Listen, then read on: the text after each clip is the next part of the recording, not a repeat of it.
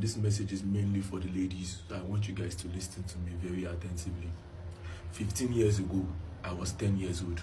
I lived in a small cubicle with my mom, my dad, and my little brother, who happened to be 5 years old as of that very point in time.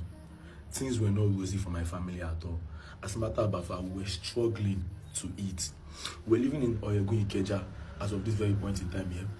And my mom, who happens to be working at Idumota, Lagos, she did not feel comfortable with the situation of things and how we were living. This man thought in her mind, what can I do to make things better? Then the decision was simple. You're working at Idumota, Lagos. If you live closer to Idumota, Lagos, it will be easier for you to get to work on time. When you get to work on time, you would edge out other people and you'll be able to get more customers, the ones that come very early to buy something.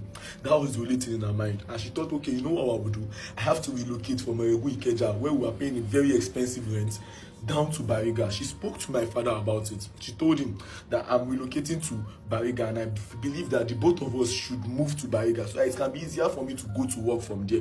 Guess what my father said? My father said that he is not living in Oyegun Ikeja, a prestigious neighborhood, for him to go and live in Bariga. That what the hell is that? That why would he live in Bariga? Mind you, this man does not pay the fucking rent.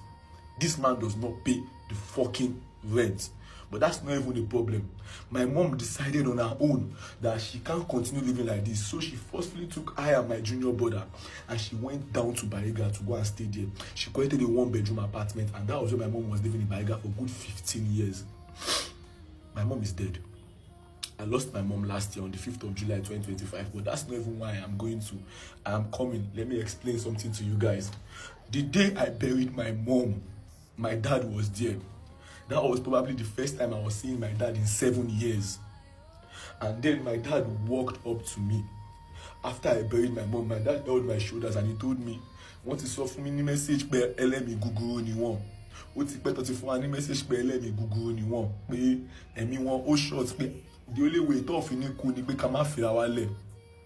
I looked my father in the eyes and I said, "Oh, you know that you received the message." And the message clearly said that my mom has a short life, that she must not leave you alone. You guys have to be together. And still, you allowed her go to Bariga with 2 kids, left us for good 15 years, and you did not even care.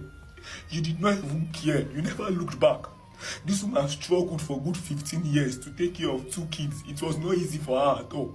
But she kept on striving till she lost her life.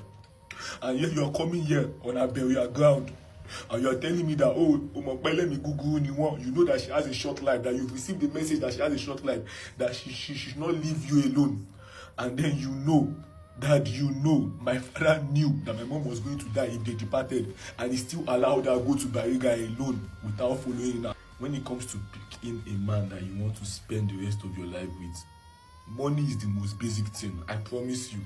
Leave money aside. Look for a man that has human empathy.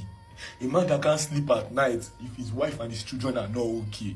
Trust me, that is the kind. If you make a mistake and you think, oh, money is the only thing I need for me to get married, I need a man that has money, I promise you, life will shock you in the most unexpected way. Life will shock you in the way that you would never expect at all. Leave money aside. Yes, money is important, agreed, but look for a man that has human empathy. A man that does not want to see you suffer. A man that does not want to see his children suffer. This is very, very important. If you skip this, I promise you, your journey for life has been disrupted entirely. I won't say more than that. Look at us. I and my brother, we are doing fine, all on our own. We've been taught the way of survival by our mother. But where is she today? The whole struggle, everything she went through, where is she today? She did not wait to reap the fruit of her labor. She's gone. Make that mistake.